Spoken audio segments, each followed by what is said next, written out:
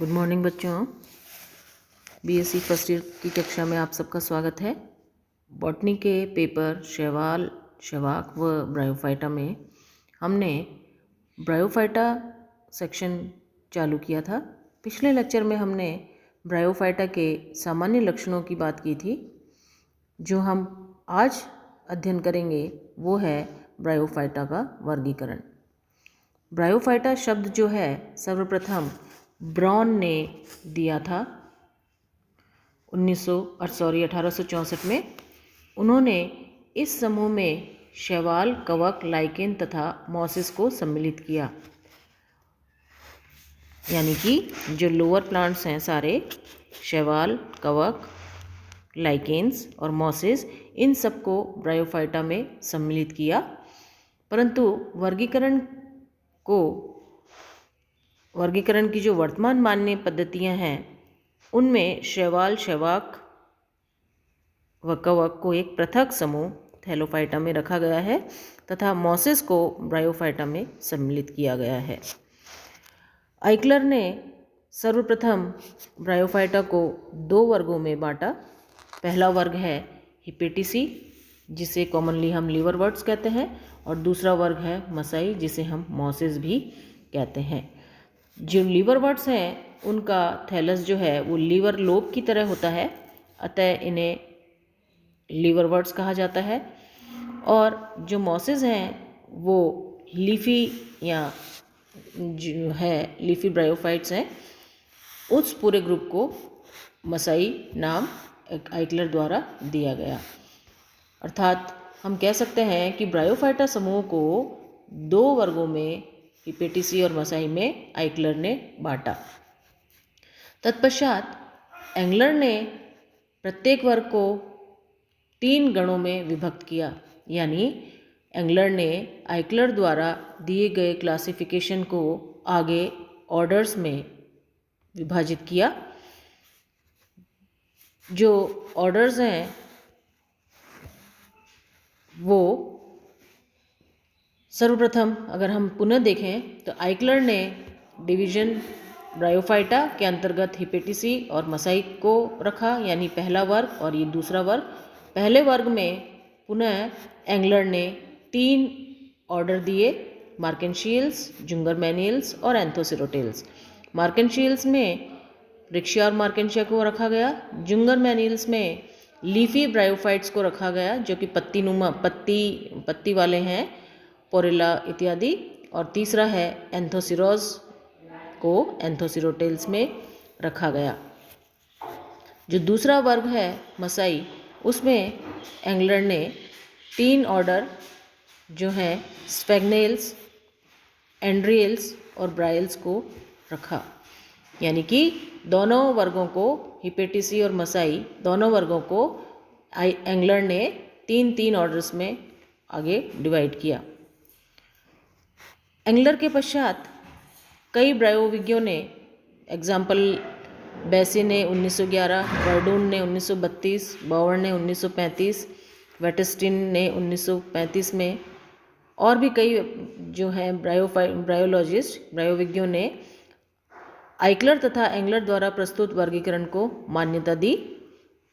परंतु होवे नाम के जो ब्रायोलॉजिस्ट हैं 1899 में एंथोसिरोटेल्स गण को एक वर्ग का स्थान दिया।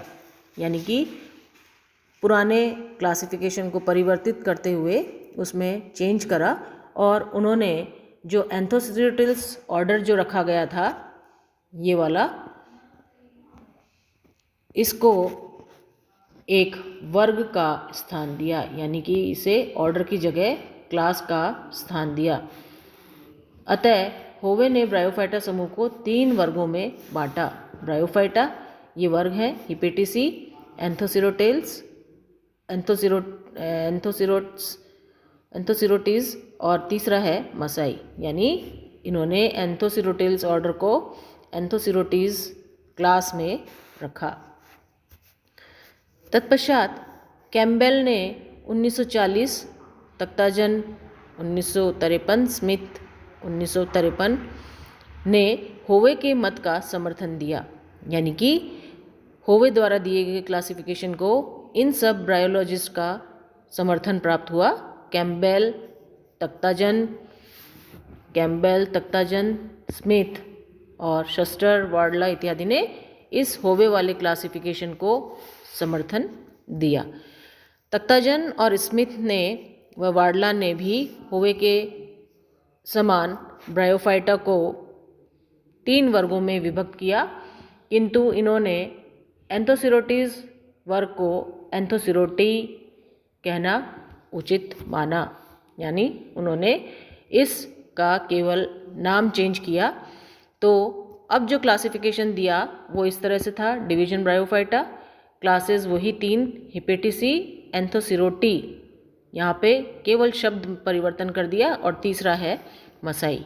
तो इस तरह से 3 वर्ग दिए गए, यानी जो एंथोसिरोटेल्स ऑर्डर आइक्लर और एंगलर ने दिया था उसे होवे ने क्लास का दर्जा दिया, और इसी क्लास का नाम परिवर्तित करते हुए जो है तीसरा वर्गीकरण स्मिथ और तख्ताजन ने ब्रायोफाइटा का दिया।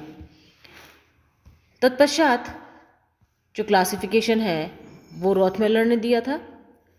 यद्यपि उपरोक्त वर्गीकरण को उन्होंने स्वीकार किया, परंतु उन्होंने वर्गों को क्रमशः हिपेटिकोप्सिडा, एंथोसिरोटोप्सिडा और ब्रायोप्सिडा कहा।